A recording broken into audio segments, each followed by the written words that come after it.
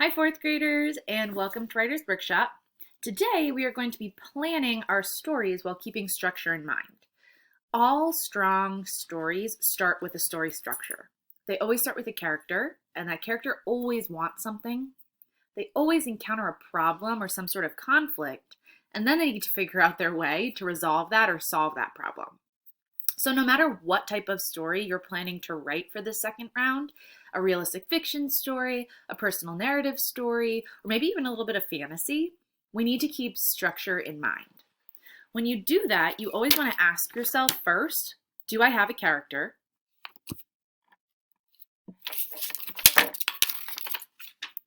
Is there a clear problem my character is facing?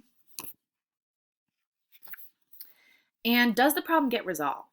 So we're going to work through a story that I was thinking through. And as we do, I want you to ask yourself, well, is there a character? Is there a clear problem? And how does that get resolved?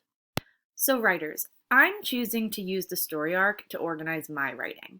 Story arcs work best for me because I'm going to really make sure I have a strong beginning, middle, and end while also making sure the most important part, the climax, is clearly stated in my story. So I'm going to start with my hook. The hook to my story needs to be something that really is going to draw a reader in to what my character really wants or how they're feeling.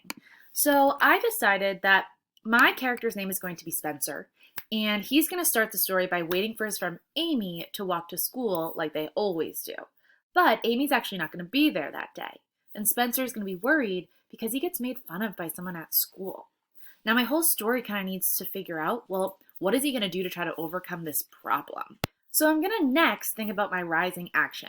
What's going to lead up to that big climax where Spencer has to deal with his problem? So I'm thinking that my rising action is going to be at recess, and someone's going to push Spencer, and he's going to actually try to fight him. But just before he can, the bell rings, and everyone has to go back inside. But before they go back in, the mean boy is going to say, "I'll see you after school." Writing that in there is really going to set me up for my climax and get me ready to figure out, well, Spencer needs to make a decision. So I need to decide, well, what should Spencer's decision be? I think after school, Spencer needs to figure out, well, is he going to run all the way home and try to avoid that mean boy, or is he going to actually try to face him? And my character, Spencer, is going to decide to stick up for himself and actually face that mean boy. So my climax is going to be that moment where they're actually facing each other. And I need to try to think of how I'm going to wrap up my ideas. I definitely want my story to end in a happy way, so I think I'm going to actually have the mean boy be really impressed that he came after school, and so he's going to run up to him like as if you'd think he was going to punch him, but he doesn't. Instead, he's going to whisper in his ear, "That took a lot of guts, kid." And my resolution, I think, at the end is going to be that the mean boy isn't mean to him anymore. And Spencer's happy for who he is.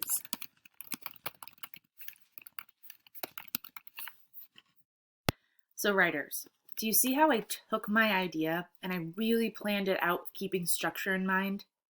This is the work you're going to do today. So today, you're going to take your story idea and really plan it out. Keep in mind, when you're doing that, you need to ask yourself, do I have a character? Is there a clear problem my character is facing? And does that problem get resolved? When you ask yourself those three questions, you're going to have a really strong draft. All right, writers, get started.